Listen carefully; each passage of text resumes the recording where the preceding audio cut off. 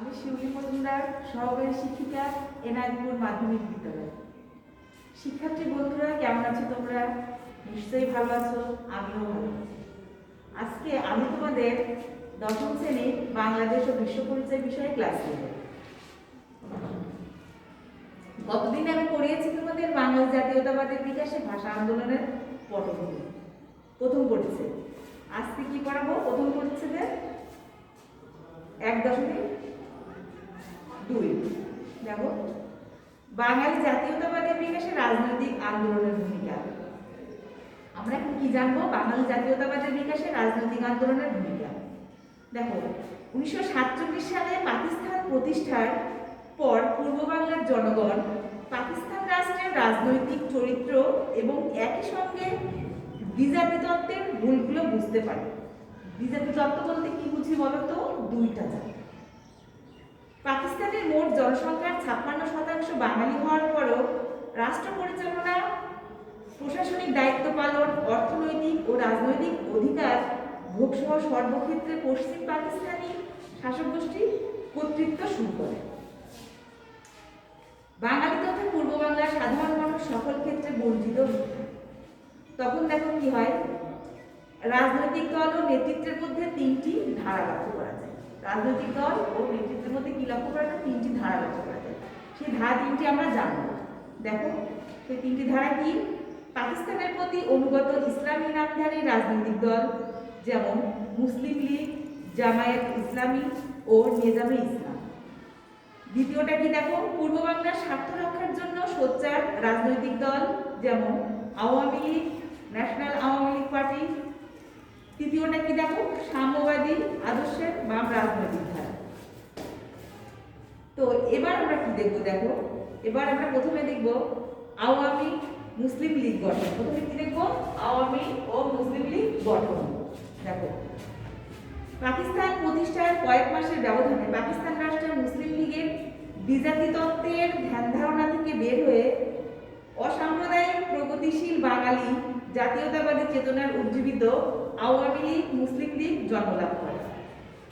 1949 সালে 23শে জুন ঢাকার রোজ গার্ডেনে এক সম্মেলনের মাধ্যমে পূর্ব পাকিস্তানি আওয়ামী লীগ মুসলিম লীগ গঠন করা হয়। এই সংগঠন প্রতিষ্ঠাকালীন সভাপতির দায়িত্ব গ্রহণ করে কে বলতো? মৌলানা আব্দুল হামিদ খান ভাসানী। সাধারণ সম্পাদক টাঙ্গাইলের শামসুল হক এবং যুগ্ম সম্পাদক হন কে? শেখ মুজিবুর রহমান। শুরুতে দলটি বাঙালিদের স্বার্থে একটি বিস্তৃত কর্মসূচি গ্রহণ করে। এর মধ্যে প্রাদেশিক স্বায়ত্তশাসন, জনগণের সার্বভৌমত্ব, বাংলাকে অন্যতম রাষ্ট্রভাষার মর্যাদা দান, পাট ও চা শিল্পের জাতীয়করণ। 1954 সালে যুক্তফ্রন্ট গঠনের মূল উদ্যোগ ছিল আওয়ামী লীগের। 1954 সালে যুক্তফ্রন্ট গঠনের মূল উদ্যোগে ছিল কে? আওয়ামী লীগ। 1955 সালে অসাম্প্রদায়িক রাজনৈতিক আদর্শের অধিকতর প্রতিফলন ঘটানোর জন্য পূর্ব পাকিস্তান আওয়ামী লীগ মুসলিম লীগের নাম পূর্ব পাকিস্তান আওয়ামী লীগ করা হয়। ফলে ধর্ম পরিচয় নির্বিশেষে সকল বাঙালি ও ক্ষুদ্র নৃগোষ্ঠী সমূহ জাতীয়তাবাদের ধারায় অংশগ্রহণের সুযোগ পায়। এভাবে দেখো কি হয়, এ সময় দলটি পূর্ব বাংলার জনগণের রাজনৈতিক, অর্থনৈতিক সহ সকল স্বার্থ রক্ষার একদিকে আন্দোলন সংগ্রাম অব্যাহত রাখে, অন্যদিকে সংসদ ও প্রাদেশিক সরকার গুরুত্বপূর্ণ ভূমিকা পালনে সোচ্চার হতে থাকে। তাহলে আমরা কি জানলাম? আওয়ামী মুসলিম লীগ গঠন। এবার আমরা কি জানবো? দেখো, কোনটা সম্পর্কে জানবো? এবার যুক্তফ্রন্ট গঠন, প্রাদেশিক নির্বাচন ও সরকার গঠন। দেখো, তাহলে পাকিস্তান প্রতিষ্ঠার পর শাসক দল মুসলিম লীগ দীর্ঘদিন নির্বাচনের মাধ্যমে কেন্দ্রীয় ও প্রাদেশিক সরকার গঠনের কোনো উদ্যোগ গ্রহণ করে। তাহলে পাকিস্তান প্রতিষ্ঠার পর শাসক দল মুসলিম লীগ দীর্ঘদিন নির্বাচনের মাধ্যমে কি করেনি? কেন্দ্রীয় ও প্রাদেশিক সরকার গঠনের কোনো উদ্যোগ গ্রহণ করে। এছাড়া প্রাদেশিক সরকার নিয়ে কেন্দ্রীয় সরকারের টালবাহানা পূর্ব বাংলার জনগণের কাছে স্পষ্ট হয়ে ওঠে। পূর্ব বাংলার প্রাদেশিক পরিষদের নির্বাচনে মুসলিম লীগের শোচনীয় পরাজয় ঘটানোর লক্ষ্যে 1953 সালের 14ই নভেম্বর আওয়ামী লীগ যুক্তফ্রন্ট গঠনের সিদ্ধান্ত গ্রহণ করা হয়। তাহলে কত সালে যুক্ত ফ্রন্ট গঠনের সিদ্ধান্ত গ্রহণ করা হয় বলতো? 1953 সালের 14ই নভেম্বর। বুঝতে পেরেছো? এবার দেখো, 4টি দল নিয়ে যুক্ত ফ্রন্ট গঠিত হয়। তাহলে এই 4টি দল কি? এই 4টি দলের নাম আমরা জানবো। দেখো, আওয়ামী লীগ, কৃষক শ্রমিক পার্টি, নিজামে ইসলাম এবং গণতন্ত্রী দল। 1954 সালের মার্চ মাসে প্রাদেশিক পরিষদের নির্বাচন অনুষ্ঠিত হয়। কত সালের মার্চ মাসে প্রাদেশিক পরিষদের নির্বাচন অনুষ্ঠিত হয়? 1954 সালে।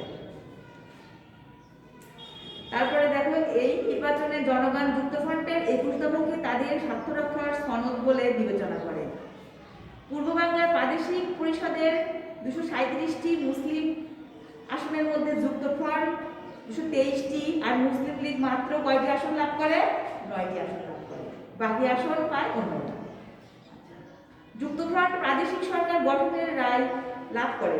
জনগণই যে সকল ক্ষমতার উৎস, এই নির্বাচন তা প্রমাণ করে। এই নির্বাচনে কি প্রমাণ করে বলতো? জনগণই সকল ক্ষমতার উৎস। জনগণ এই নির্বাচনে মুসলিম লীগকে প্রত্যাখ্যান করে এবং পূর্ব বাংলায় এর শাসনের অবসান ঘটায়। তাহলে আমরা কি জানলাম এখানে? যুক্তফ্রন্ট গঠন ও প্রাদেশিক নির্বাচনের সরকার গঠন। এবারে দেখো, 1954 সালে যুক্তফ্রন্টে 21 দফা। 1954 সালে যুক্তফ্রন্টের দফা ছিল কয়টি? 21টি দফা ছিল। দেখো, তার মধ্যে কয়েকটি আমরা দেখবো। কি কি? বাংলাকে পাকিস্তানের অন্যতম রাষ্ট্রভাষা করা হবে। তারপরে দেখো, বিনা ক্ষতিপূরণে জমিদারি প্রথা উচ্ছেদ, সকল প্রকার মধ্যস্থব সার্টিফিকেট প্রথা বাতিল করা হবে। তারপরে দেখো, শিক্ষা ব্যবস্থায় আমূল সংস্কার করে কেবল মাতৃভাষায় শিক্ষাদানের ব্যবস্থা করা হবে। শাসন বিভাগ থেকে বিচার বিভাগকে পৃথক করা হবে। নিয়মিত ও অবাধ নির্বাচনের ব্যবস্থা করা হবে। পরপর 3টি উপনির্বাচনে যুক্তফ্রন্ট পরাজিত হলে মন্ত্রিসভা স্বেচ্ছায় কি করবে? পদত্যাগ করবে। এটা আমরা কি দেখলাম? 54 সালে যুক্তফ্রন্টের 21 দফার মধ্যে কয়েকটি আমরা তোমাদেরকে পড়ে শোনালাম। এবার দেখবো যুক্তফ্রন্ট সরকার। দেখো, 1954 সালে 3রা এপ্রিল যুক্তফ্রন্টভুক্ত কৃষক শ্রমিক পার্টির নেতা একে ফজলুল হক মুখ্যমন্ত্রী হিসেবে শপথ গ্রহণ করেন। কোন কৃষক শ্রমিক পার্টির নেতা, কোন নেতা মুখ্যমন্ত্রী হিসেবে শপথ গ্রহণ করেন? একে ফজলুল হক। যুক্তফ্রন্ট সরকার মাত্র 56 দিন ক্ষমতায় ছিল। যুক্তফ্রন্ট সরকার মাত্র কতদিন ক্ষমতায় ছিল বলতো? 56 দিন। পাকিস্তান সরকার পূর্ব বাংলার যুক্তফ্রন্ট সরকারকে মনে প্রাণে গ্রহণ করতে পারে। তারা ষড়যন্ত্রের পথ বেছে নেয়।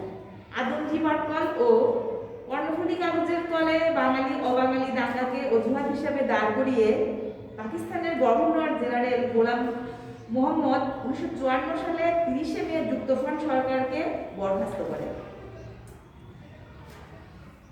কত সালে যুক্তফ্রন্ট সরকারকে বরখাস্ত করে বলতো? 1954 সালের 30শে মে।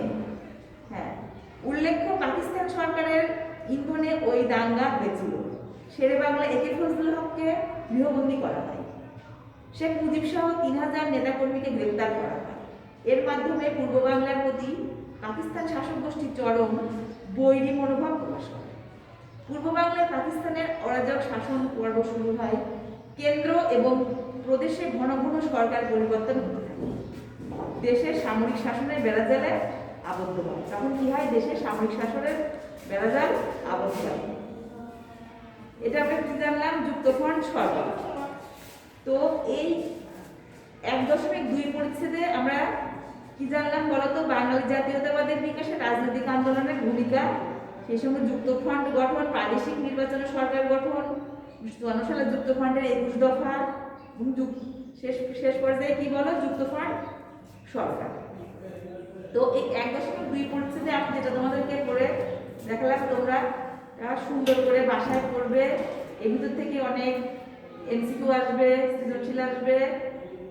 সুন্দর করে তোমরা নিজের মতো করে পড়বে এবং কোনো সমস্যা হলে পরে আমাদের সঙ্গে জানাবে, জেনে নিবে, যোগাযোগ করবে। তো তোমরা সবাই ভালো থাকবে। সবাইকে ধন্যবাদ।